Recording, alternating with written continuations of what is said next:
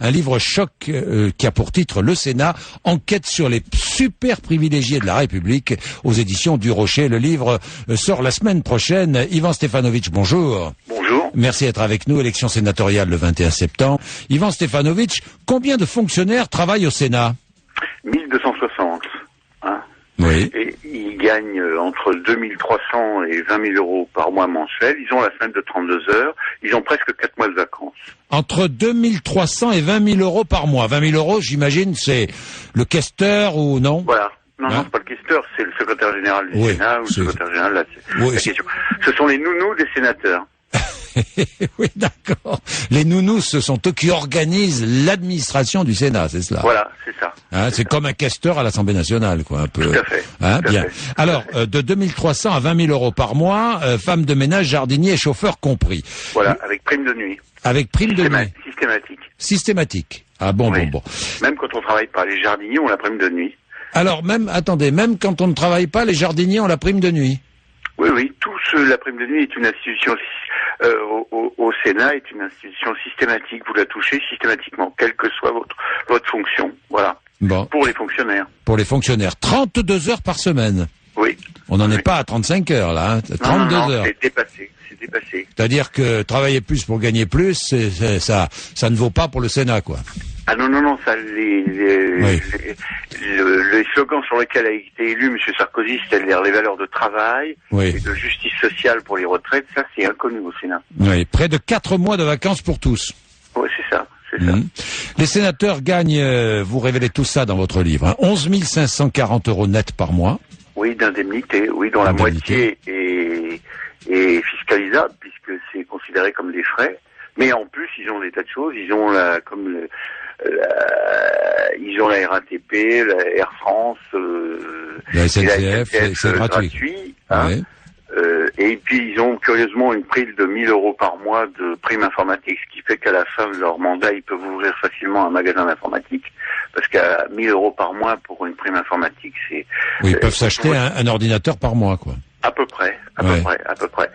Et puis ils ont des taux pour acheter des logements, des taux très réduits. La différence avec l'Assemblée, c'est qu'à l'Assemblée ils travaillent et les gens connaissent leurs députés, mais la plupart des Français connaissent même pas leurs sénateurs. Oui, parce que vous avez enquêté, seuls 90 sénateurs sur 343 sont assidus.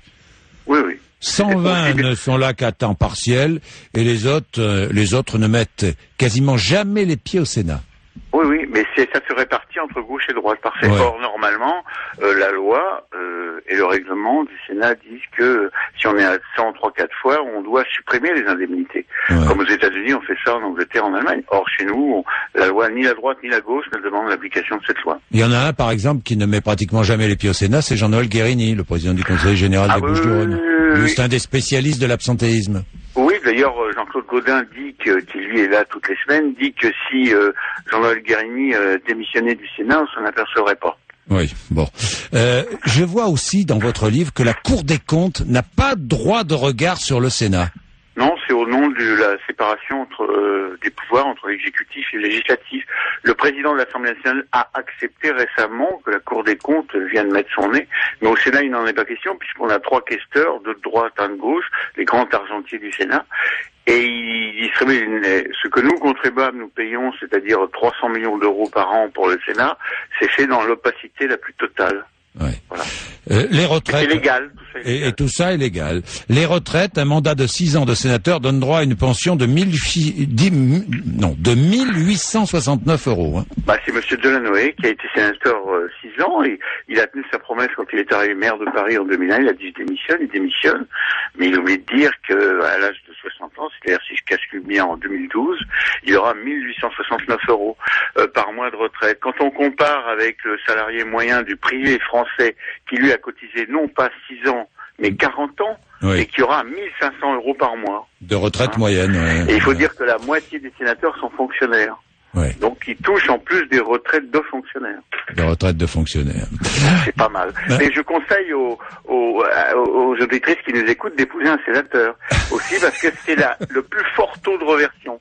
Si vous êtes dans le public et le privé, quand votre conjoint meurt, en général c'est les hommes avant, là, dans le privé, les femmes ont droit, les veuves ont droit à 54%,